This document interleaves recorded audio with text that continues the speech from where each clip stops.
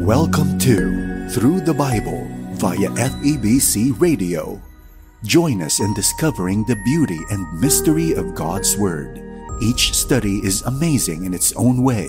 Let's begin.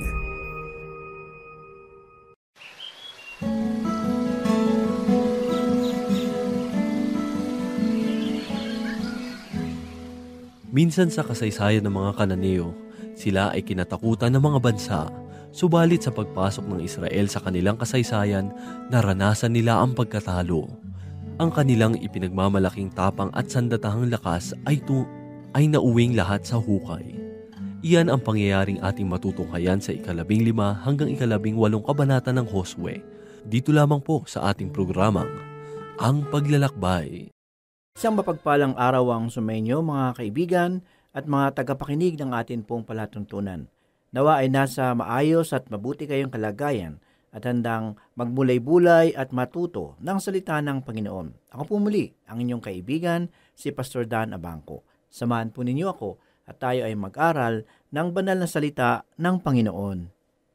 Ilan sa mga natunghayan natin sa ating mga huling pag-aaral ay ang mga kaharian na sinakop ng mga Israelita at ang mga paghahati ng lupain para sa 2.5 na lipi ng bayang Israel. Nakita din natin kung papaanong kumilos at ginamit ng Diyos si Josue. Binalikan din natin ang mga kabutihang ginawa ng Diyos sa buhay ni Caleb at ang lupaing ipinamana ng Diyos kay Caleb. Sa ating pag-aaralan ngayon, makikita natin ang pagpapatuloy ng pagkakabahabahagi ng mga lupain na ipinamana ng Diyos sa bawat lipi. Si Juda ang unang nanirahan sa kanlurang bahagi ng Ilog Jordan. Nakita natin sa 14 na kabanata na bahagi ng lipi ni Juda si Caleb at ibinigay pa sa kanya ng Diyos ang kaharian ng Hebron. Makikita din natin kung sino si Caleb dito sa kabanatang 15. Matutunghayan din natin ang mga lupain na ibinigay sa lipi ni Juda. Ngayon po ay basahin natin ang kabanata 15, magmula talata 13 hanggang 14. Ayon sa kautusan ng Panginoon kay Josue, ay nagbigay siya kay Caleb na anak ni Jepone ng isang bahagi sa gitna ng mga anak ni Juda. Sa makatuwid ay ang Kiriat Arba, na siya ring Hebron. Si Arba ay naging ama ni Anak. Pinalayas ni Caleb mula roon ang 3 mga anak na lalaki ni Anak, sina Sesayi, Amihan at Talmai, na mga anak ni Anak. Kung ating pag-aaralan, ang lupain na nais ni Caleb ay ang lupain ng mga higante, at siya ay handang sakupin ang lupaing ito tulad ng siya ay bata pa. Sa kabanata 15, talata 15 hanggang 19, ay ganito po ang sinasabi. Siya'y umakyat mula roon laban sa mga taga-Debir. Ang pangalan ng Debir ng una ay Kiriat Sefer. At sinabi ni Caleb, ang sinumang makatalo sa Kiriat Sefer at sakupin ito, sa kanya ay ibibigay ko bilang asawa si Aksa na aking anak na babae. Sinakop ito ni Otniel na anak ni Kenas na kapatid ni Caleb at ibinigay niya sa kanya bilang asawa si Aksa na aking anak na babae. Nang si Aksa ay dumating sa kanya, kanyang hinimok siya na humingi sa kanyang ama ng isang parang. At siya ay bumaba sa kanyang asno at sinabi ni Caleb sa kanya, ano ang ibig mo? At kanyang sinabi, binigyan mo ako ng handog, yamang inilagay mo ako sa lupain ng Negeb at bigyan mo rin ako ng mga bukal ng tubig. At ibinigay ni Caleb sa kanya ang mga bukal sa itaas at ang mga bukal sa ibaba. Ang kabuang lupain na nasakop ng Juda ay makikita natin sa mga naunang kabanata. Isang kaugalian nila noong panahon, ang ganap na karapatan ng ama sa kanyang mga anak, lalo tigit sa pagbibigay sa kanilang anak ng kasal, at bahagi din ng kanilang kaugalian na ang isang taong dakila tulad ng mga hari o mga dakilang tao ang ibigay ang kanyang anak na babae sa sinumang malulupig o kahit na anumang ipag-utos nito. Kung kaya't ganito ang ginawa ni Josue na makikita sa talatang 16. Makikita rin natin dito ang kaugalian ni Haring Saul nang ipinangako niya ang kanyang anak na babae sa sinumang makakapatay kay Goliath.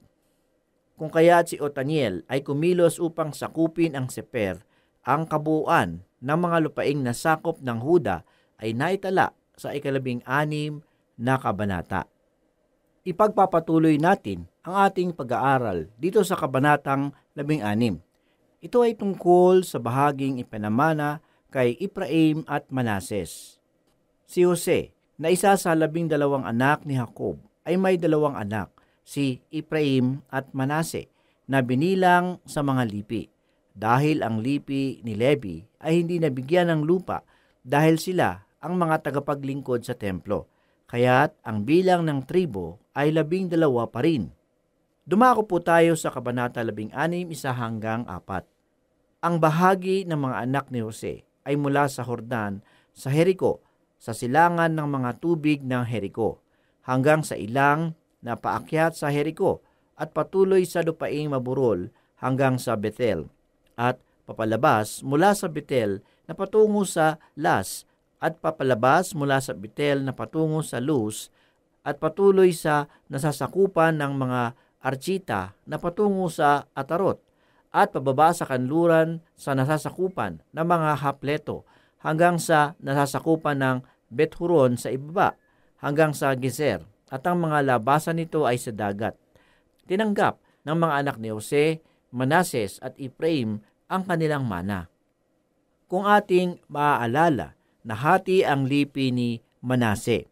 Ang kalahati ay nanatili sa kabilang bahagi ng Jordan, subalit ang kalahati naman ay nakatawid at sila ang nabigyan ng bahagi ng lupa.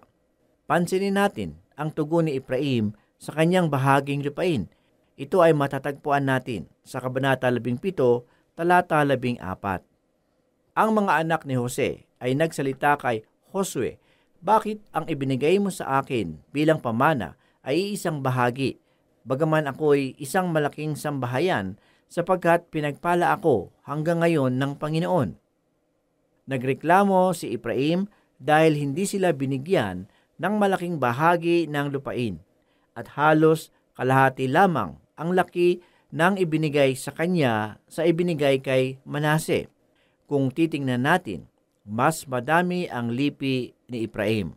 Kaya't lumapit sila kay Josue na alam nilang makakatulong sa kanila, sapagkat si Josue ay bahagi sa lipi ni Ephraim. Subalit ang ibinigay sa kanya bilang karagdagan sa kanyang hinihingi ay maburol na lupain, kaya't hindi siya nasiyahan. Kung minsan, ang mga Kristiyano ay hindi rin marunong masiyahan sa pagpapalang ibinibigay sa kanila ng Diyos. Maraming mga reklamo sa halip na nagpasalamat. Hindi marunong masiyahan sa mga bagay na mayroon sila. Sa talata 15 ay ganito po ang sinasabi, "At sinabi ni Josue sa kanila, kung ikaw ay isang malaking bayan, umahon ka sa gubat, at doon ay magbukas ka ng lupain para sa iyong sarili sa lupain ng mga Pereseyo at ng mga Repaim. Yamang ang lupaing maburol ng Ephraim ay makipot para sa iyo. Kung pupuntahan ninyo ang lugar na ito ngayon, makikita ninyo na walang mga puno. Ano kaya ang nangyari sa mga puno? Ang mga mananakop na dumaan sa mga bundok na ito ang sumira ng mga kahoy." Nangusap si Josue sa pagitan ng sarili nilang salita. Sinabi nila na sila ay madami. Kung kaya ang sinabi ni Josue sa kanila, kung hindi sapat ang lupain na ipinamana sa kanila, gumawa sila ng paraan upang ito'y paluwagin, sapagkat pinahihintulutan sila ni Josue na magbukas ng lupain sa kagubatan. Subalit muling tumutol si Ephraim. Sa talata 16 ay ganito naman ang sinasabi, "Sinabi naman ng mga anak ni Jose, ang lupaing maburol ay hindi sapat para sa amin, at ang lahat ng mga Kananeo na naninirahan sa lupain ng Libis, ang mga naninirahan sa Bethshan at sa mga nayon. Gayun din ang mga nasa Libis ng Jezreel ay mga karwahing bakal. Mahirap, hindi namin kaya, hindi ko kaya. Ito ang kadalasang naririnig natin sa mga taong ayaw subukan ang mga bagay na dapat nilang gawin. Ang nais lamang nila ay yung iaabot na lamang sa kanila, yung isusubo na lamang sa kanila. Ayaw nilang maghirap. Kaya patok na patok sa ating bansa ngayon ang sugal. Gustong-gusto nilang sumali sa mga sapalaran para sa instant milyonaryo dahil ayaw nilang maghanap buhay. Gusto nila ng madaling pagyaman. Kaibigan, ayaw ng Diyos ang tamad. Basahin naman po natin ngayon ang Kabanata 17, 17 hanggang 18. At sinabi ni Josue sa sambahayan ni Jose, ni Ephraim at ni Manases, ikaw ay malaking bayan at may dakilang kapangyarihan. Hindi marapat sa iyo ang isang bahagi lamang, kundi ang lupaing maburol ay magiging iyo. Bagaman isang gubat, ito ay mahahawa ninyo at maaangkin hanggang sa kanyang pinakadulong hangganan. Mapapalayas mo ang mga Kananeyo, bagaman sila'y may mga karwahing bakal at bagaman sila ay malalakas. Ang sabi sa kanila ni Josue, kung ayaw nila ang kanilang natanggap, maaari silang pumunta sa kagubatan upang palawakin ang kanilang lupain na kanilang minana. Subalit kailangan din nilang alalahanin na doon ay may mga kaaway at kailangan din nilang gumawa at makipagdigma upang masakop nila ang lupain. May isang superintendente ng isang distrito ang minsan ay dumalaw sa isang maliit na simbahan na nasasakupan ng kanyang distrito at siya ay nagtaka sapagkat yung mensahe ng pastor ay isa sa kanyang mga sermon. Nang matapos na ang pananambahan, kinamayan ng superintendente ang pastor sa simbahang iyon at sinabi, ang ganda ng sermon mo ha. Ilang araw mo ba ginawa yan? 1 oras lang po ang pagmamayabang ng pastor. Talaga, ako 3 araw kong ginawa yan. Napakabuti sa atin ng Panginoon. Binigyan niya tayo ng mga pagpapala na nararapat lang para sa atin. Subalit nakasalalay sa atin ang pagpapagal na makamit ang kanyang pagpapala. Itinayo ng bayang Israel ang tabernakulo sa Shilo, isang bayan si Ephraim, pagkatapos ng 7 taon ng pagtigil ng kaban ng tipan sa Gilgal, inilipat nila ito sa Shilo. Bagamat hindi dito ang ganap na kalalagyan ng tabernakulo ng Diyos na natili dito ng 120 taon, pinili ng Diyos si David upang pumili ng lugar para itayo ang tunay at karapat-dapat na katatayuan ng templo. Subalit hanggat hindi pa dumarating ang mga panahong iyon, dito sasamba ang lahat ng 12 lipi. Ngayon ay makikita ang pagbibigay hamon ni Josue. Basahin natin ang Kabanata 18, 2 hanggang 3. May nalalabi pang 7 lipi sa mga anak ni Israel na hindi pa nababahagian ng kanilang pamana. At sinabi ni Josue sa mga anak ni Israel, hanggang kailan kayo magpapakatamad na pasukin ang lupaing ibinigay sa inyo ng Panginoon ng Diyos ng inyong mga ninuno? Sa pagkakataong ito, 7 lipi ang walang bahagi ng lupain. Ang Simon, Zebulun, Iskar, Aser, Naphtali, Benjamin at Dan. At maaaring sa pagkakataong ito ay nais na nilang malaman ang bahagi ng lupain na para sa kanila. Tinanong sila ni Josue, binigyan na kayo ng Diyos ng bahagi ng lupain. Kailangan pa ninyong sakupin ang lupang ibinigay ng Diyos sa inyong mga ninuno. Ito rin ang hamon sa atin ng Diyos. Ibinigay na sa atin ng Diyos ang lahat ng mga espiritual na pagpapala na maaari nating makamit. Subalit tayo'y masyadong pabaya na tanggapin ang mga pagpapalang ito. Marami sa atin ngayon ang nagrereklamo sapagkat hindi sila nasisiyahan sa kanilang kalagayan ngayon. Hindi sila nasisiyahan kung ano ang meron sila. Subalit, maaari naman nilang makamit ang nais nila, ngunit sa sarili nilang pagsisikap. Hindi sa pagsisikap ng iba. Paghirapan mo, pagsumikapan mo. Alalahanin ninyo ang Panginoong Hesus noong narito pa siya sa lupa, pinaghirapan niya rin ang kaligtasan na ipinagkaloob niya sa iyo at sa akin. Naghirap din siya at dumaan sa panunutya at lupit ng mga tao. Dahil sa paghihirap, namatay siya sa krus at muling nabuhay upang makamtan lamang ang tagumpay ng kaligtasan na para sa atin.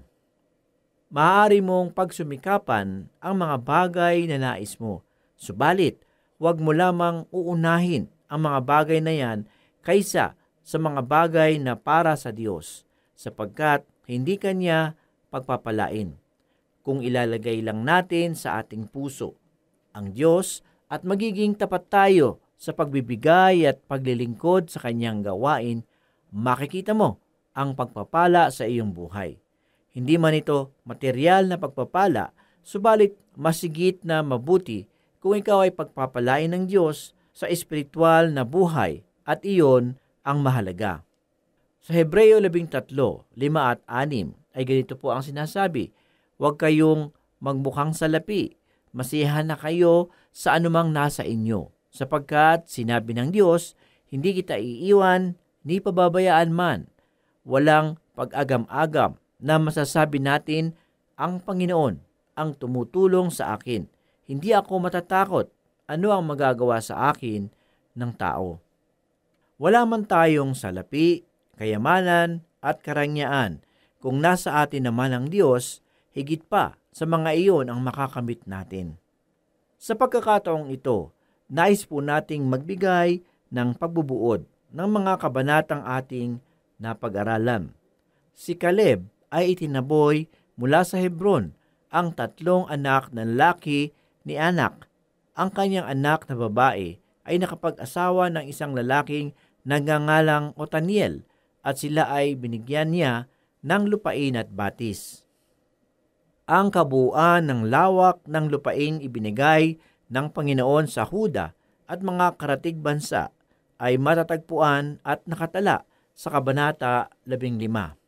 Ang mga lahing saserdote ni Levi ay hindi nabigyan ng mana sa lupang pangako, kung kaya't ang 2 lipi ni Jose ay binigyan ng mana upang mabuo ang 12 tribo. Ang kalahating tribo ni Manase ay nabigyan naman ng manang lupain sa kanlurang bahagi ng Hordan na mababasa natin sa Kabanata 16. Ang tribo naman ni Ephraim ay nagreklamo kay Jose sapagkat ang naibigay na bulubunduking mana para sa kanila ay hindi sapat sa laki ng kanilang tribo. Kung kaya't sinabi sa kanila ni Josue na kailangan nilang magputol ng mga puno at sakupin pa ang masigit na malaking lugar at itaboy ang mga kaaway. Ito ay matatagpuan sa Kabanata 17. Panahon na para ang mga mananampalataya ay huminto sa pagrereklamo at sumakop ng mas malaking lupain. Kailangan nating magsumikap upang makamtan ang mga espiritual na pagpapala na nakalaan para sa atin at itaboy ang kaaway. Ang mga Israelita ay nagtayo ng tabernakulo sa lugar ng Shilo, subalit ito ay mananatili hanggang sa panahon ng mga hukom.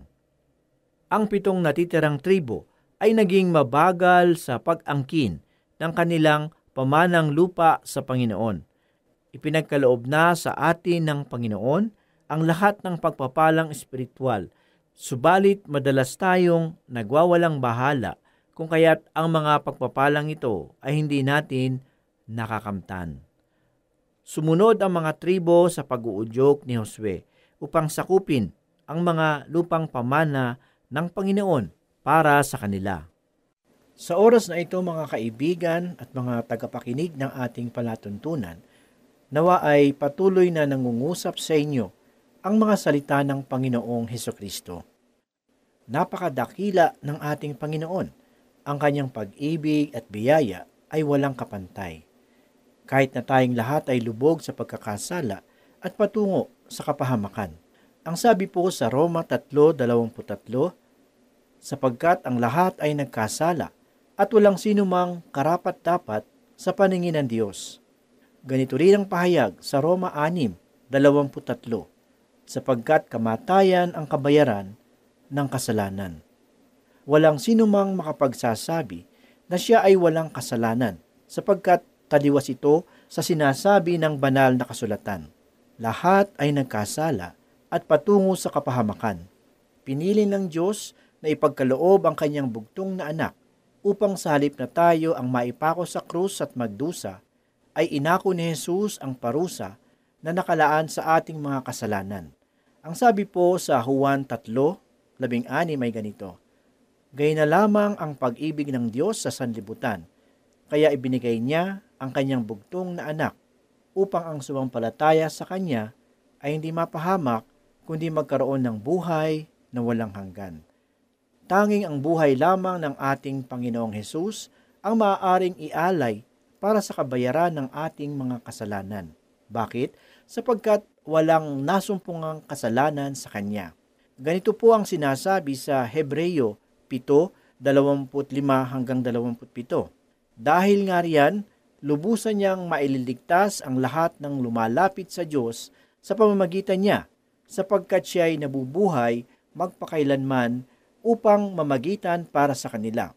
Si Jesus kung gayon, ang dakilang saserdoteng makatutugon sa ating pangangailangan. Siya ay banal, walang kapintasan o kasalanan, nahihiwalay sa mga makasalanan at mataas pa kaysa sang kalangitan.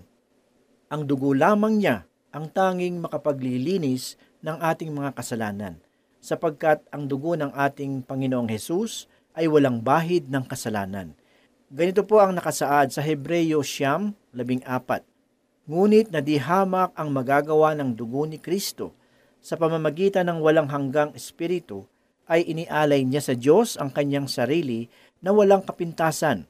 Ang kanyang dugo ang luminis sa ating puso't isip upang taligdan natin ang mga gawang walang kabuluhan at paglingkuran ang Diyos na buhay. Ito na, kaibigan, ang oras ng kaligtasan. Tanggapin mo sa iyong puso at buhay ang alay na kaligtasan ng Panginoong Hesukristo. Sumampalataya ka sa Kanya at ikaw ay tiyak na maliligtas at magkakamit ng buhay na walang hanggan. Purihin ang salita ng Panginoon. Manalangin po tayo.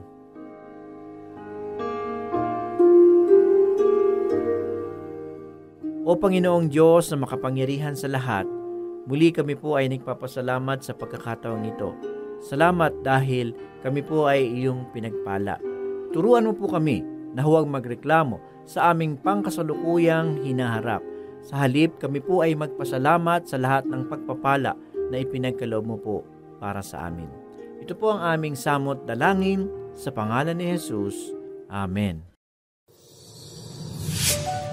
For more teaching from God's whole Word, you can listen through this station, FEBC Radio.